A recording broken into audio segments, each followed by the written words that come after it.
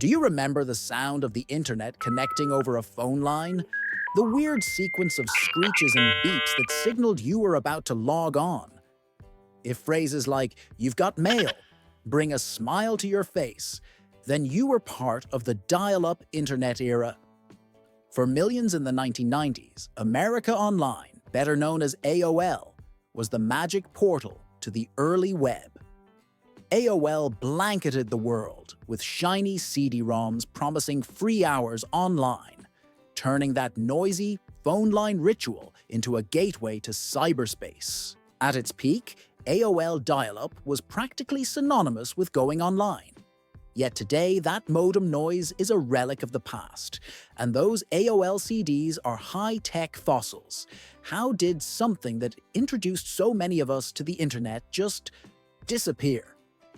In today's video, we'll uncover the rise and fall of dial-up internet and AOL, how it all began, what made that iconic connection tick, and how the broadband revolution changed everything. It's a nostalgic ride with some eye-opening lessons about how quickly technology can leave even the biggest giants behind. But first, let's rewind to where it all began. AOL's story starts in the late 1980s.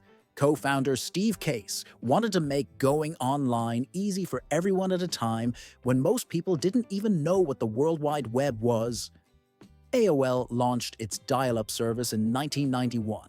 In its early days, subscribers could only access AOL's own chat rooms and curated content. But by 1994, AOL opened the door for its users to explore the broader internet. When AOL went public in 1992, it had less than 200,000 subscribers, but that was about to change fast. Back then, competitors like CompuServe and Prodigy also offered dial-up internet. But AOL had a secret weapon, an aggressive marketing blitz led by Chief Marketing Officer Jan Brandt. Starting in 1993, AOL began carpet-bombing the country with free trial discs. First floppy disks, then those shiny CDs that seemed to be everywhere. They mailed them to homes, tucked them in magazines, handed them out at stores, even slipped them into cereal boxes and airline meals. It might have seemed excessive, but it was incredibly effective. People who had never been online before would pop in those discs for a free taste of the internet. Many got hooked and became paying subscribers once their free hours ran out. By the mid-1990s, AOL's subscriber numbers were skyrocketing. The relentless campaign helped AOL become the nation's largest online service, quickly overtaking its rivals. AOL was now practically synonymous with the internet for mainstream users. Logging on, enduring that dial-up hiss, and then hearing, "You've got mail," became a shared cultural experience. Little did anyone know, those dial-up glory days were setting the stage for an even bigger boom, and eventually, a dramatic bust. By the late 1990s, AOL was on top of the world. It boasted tens of millions of subscribers. By 2000, around 25 million people were dialing in through AOL. In 1997, about half of all US homes that had internet were using AOL's service.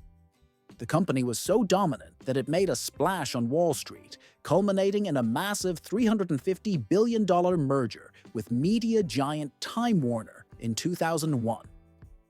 At the time, that deal, the biggest merger in history, was seen as a symbol of AOL's incredible reach and power. Culturally, AOL was everywhere.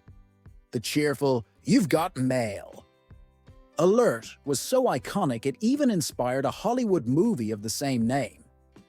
AOL's Running Man logo was instantly recognizable, and the platform's chat rooms and instant messenger, AM, became social hubs for a generation.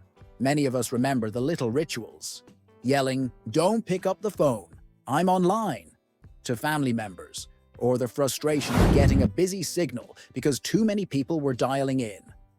Even that screeching modem handshake became part of the soundtrack of the 90s, a noise so common that everyone knew you were going online. In those peak years, connecting through AOL felt exciting and ordinary all at once, and it was hard to imagine it any other way. So, what went wrong? In a word, broadband. In the late 1990s, new technologies like DSL and cable internet emerged, offering connections that were much faster and always on. Unlike dial-up, broadband didn't tie up your phone line and could load pages in a fraction of the time. At first, these high-speed options were pricey and not everywhere, so AOL's dial-up business didn't collapse overnight. But the shift was inevitable. By the early 2000s, more people were opting for broadband. No more listening to screeches to get online. No getting kicked off when someone picked up the phone. Dial-up suddenly felt painfully slow and inconvenient, and AOL, the king of dial-up, started to look like a dinosaur. AOL tried to adapt, but it struggled to reinvent itself. The company's identity and revenue were so tied to dial-up subscriptions that it was slow to embrace the new reality.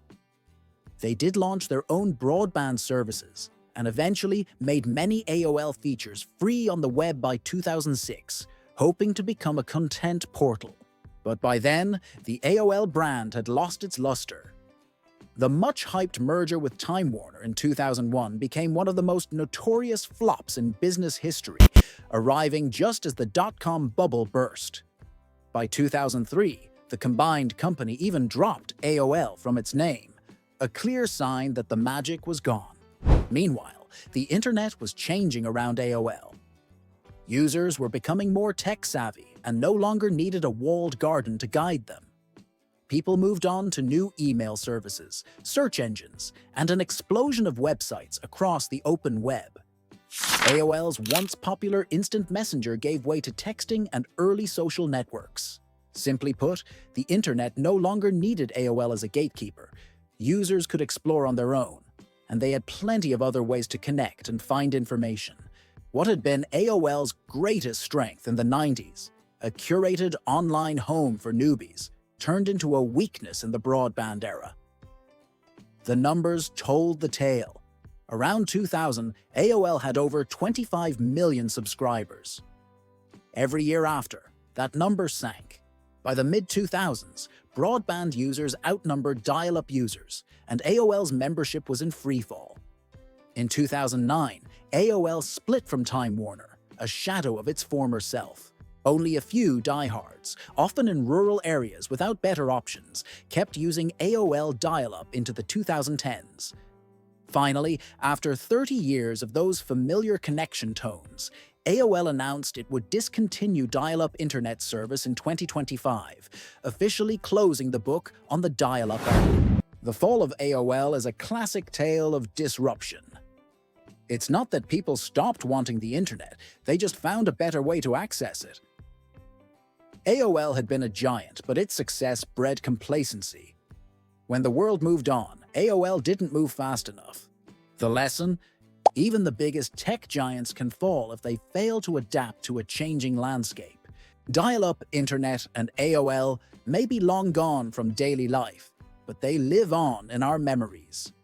For anyone who grew up in that era, the screech of a 56K modem, or the words, "You've got mail," can instantly bring back a wave of nostalgia. Those old AOL trial CDs that once filled our mailboxes are now quirky collectibles, and the dial-up connection sound is immortalized in YouTube videos and memes. It's amazing to think that what was once our high-tech gateway to the World Wide Web is now a museum piece, a reminder of how far and fast technology has evolved. Yet, for all its quirks, that dial-up era did something remarkable. It introduced millions of people to the online world and paved the way for the internet we know today. So, did you ever use dial-up internet or AOL? What do you remember most about that time? Share your memories in the comments below. We'd love to hear them. And if you enjoyed this trip down memory lane, be sure to subscribe for more blasts from the past. We have new nostalgia-filled stories coming every week.